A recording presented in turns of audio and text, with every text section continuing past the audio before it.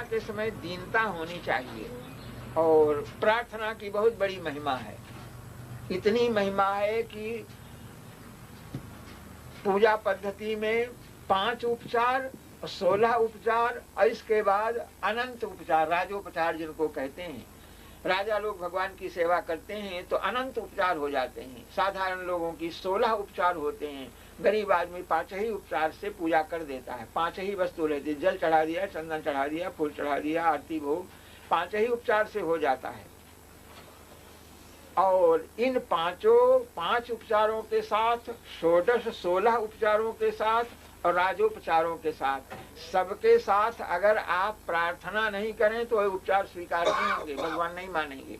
आप भोग सामने रख दें और कुछ नहीं बोलें, भोग रखा है, ठाकुर खाएगा नहीं, बिना प्रार्थना किए भगवान किसी भी उपचार को, चाहे जल हो, फल हो, भोग हो, चंदन, किसी भी उपचार को बिना प्रार्थना के ईश्वर स्वीकार नहीं करता है।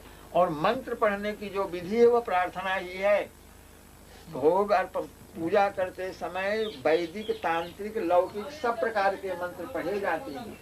तो जो मंत्र पढ़ने का तात्पर्य है वह प्रार्थना ही है। मंत्र के द्वारा प्रार्थना की जाती है, इसे स्वीकार करो आप।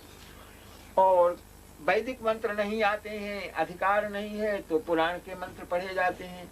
पुराण के मंत्र नहीं आते हैं तो अपनी भाषा के मंत्र पढ़ो। हिंदी में, बंगला में, जिस भाषा को का ज्ञान है उस भाषा में कह दो कि महाराज ये अर्पण कर रहा हूँ, यह आप ही की वस्तु है, आपको अर्पण करता हूँ, आप इसको स्वीकार करो।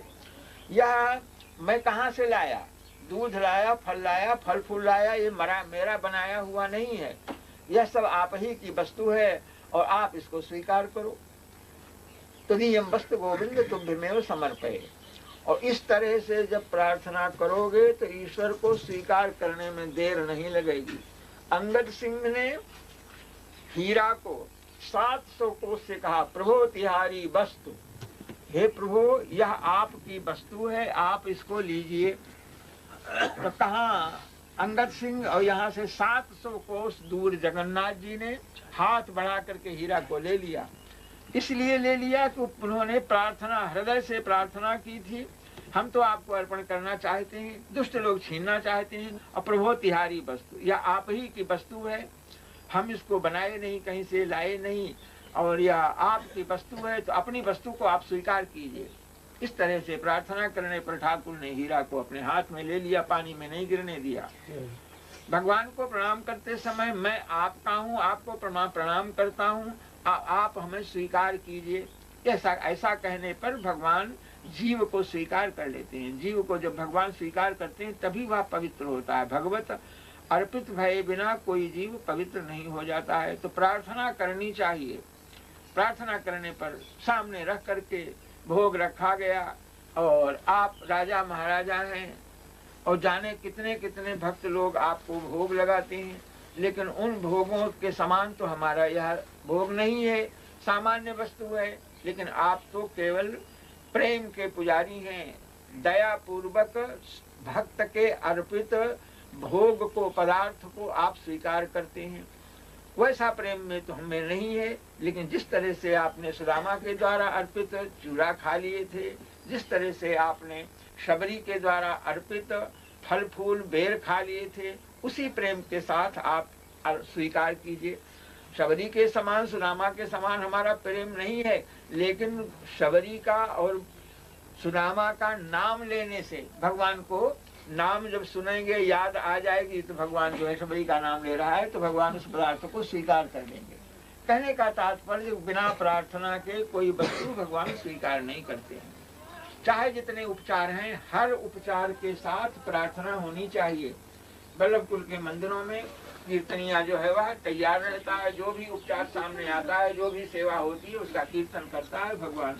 जगाने का कीर्तन, सुलाने का कीर्तन, हर उपचार में भगवान की प्रार्थना होनी चाहिए। सो जाओ महाराज, जाग जाओ महाराज, प्रभाती कर लो, जतून कर लो, कुल्ला कर लो, इस तरह की प्रार्थना भगवान से बार बार करनी चाहिए।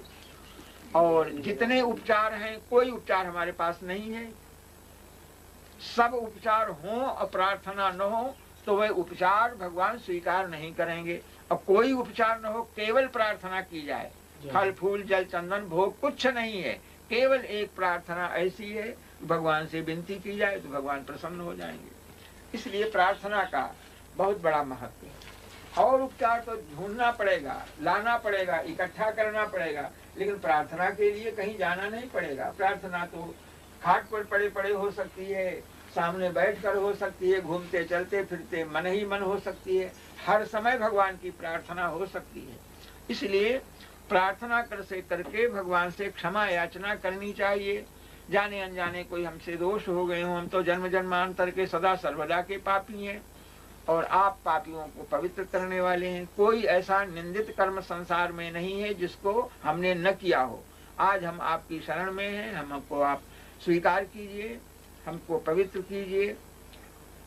इस तरह की भगवान की प्रार्थना करना चाहिए और प्रार्थना से भगवान स्वीकार हो जाते हैं। बड़ा भारी अन्याय अत्याचार छाया हुआ था धरती के ऊपर। घबरा गए देवता, ब्रह्मा सभी घबराए, भगवान की प्रार्थना करने के लिए गए। उस समय कोई एक फूल भी नहीं ले गए थे ब्रह्मा के भगवान को अर्पण करें, केवल प्रार्थना की। और केवल प्रार्थना से प्रसन्न होकर के भगवान ने अवतार लिया, सबके कष्टों को दूर किया। तो केवल एक प्रार्थना सब उपचारों में श्रेष्ठ है। और वह चलते फिरते उठते बैठते खाट पर पड़े पड़े भी शरीर असमर्थ हो गया है, पूजा करने का सामर्थ्य नहीं, पूजा की वस्तु एकत्र करने का सामर्थ्य नहीं, लेकिन प्रार्थना करने का सामर्थ्य सदा बना रहता है, हमेशा बना रहता है। शरीर जर्जर हो गया है तो भी भगवान की प्रार्थना बन सकती है। इसलिए भगवान की प्रार्थना में भगवान के स्वरूप का वर्णन होता है। आप ऐसे दयामय हैं, ऐसे शूरवीर हैं, इतने बड़े शूरवीर हैं कि 10,000 हाथी का बल दुशासन का घट गया, लेकिन आपने वस्त्र अवतार लिया, वह 10 हाथ की साड़ी नहीं घटी। इतने आप शूरवीर और दयामय आप हैं। ऐसा कह करके जिन भक्तों पर भगवान ने दया की है, उन भक्तों का स्मरण करके भगवान को नाम लेकर के भगवान को प्रसन्न करना चाहिए। अमुक भक्त पर आपने इस प्रकार की कृपा की थी, अमुक भक्त पर आपने इस प्रकार की कृपा की थी, ऐसा कह करके वह प्रार्थना करनी चाहिए। भगवान के गुणों का स्मरण करना चाहिए और अपने अवगुणों का स्मरण करना चाहिए। अब विज्ञप्ति इसको कहते हैं। हम कैसे हैं इसकी विज्ञप्ति माने प्रचार। तो अपनी विज्ञप्ति हम किस तरह के हैं, जैसे हम हैं इस बात को हम ही जानते हैं, यह भगवान जानते, तीसरा नहीं जानता। हम कितने पापी हैं और कौन कौन से पापों को हमने छिप छिप करके किया है, सब लोगों के सामने किया है, तो उन पापों को हमको याद है, हम जानते हैं कौन कौन से पाप हमने किए हैं और ये भगवान जानते हैं। तो इसलिए उन पापों का स्मरण करके भगवान से क्षमा याचना करनी चाहिए। ऐसा होने पर भगवान जो है वह दया कर देते हैं, क्षमा कर देते हैं और जानते हैं इस बात को भगवान कि ये जीव सर्वथा असमर्थ है। असमर्थ होने के कारण यह पूरे नियमों का, धर्मों का पालन नहीं कर पाता है, भूल चूक होती है, तो भगवान उसको क्षमा कर